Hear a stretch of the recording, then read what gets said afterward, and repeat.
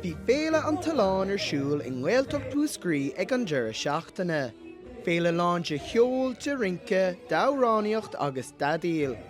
Agriú lán in óg mar chuid den éile agus deis ag dín óga rince nua ólam agus tanna bheith bhaint as an gceol tradiisiúnta. Is deir seachtaine mór ann i gCill Martra, tá rudaí ann de dtína fóstra agus óga, cosúla amhránaíocht, ceol, rince, fadíl agus a lán rudaí eile.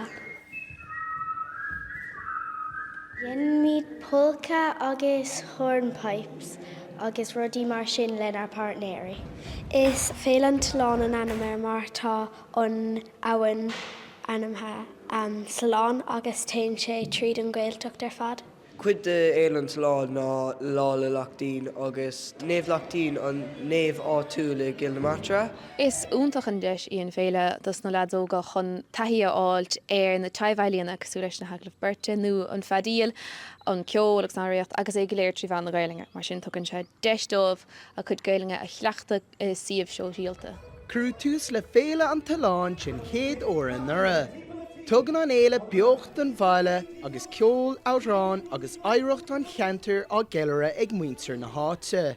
Conor Nuacht Cúla4, Cill na Martra, chun de Chorcaí.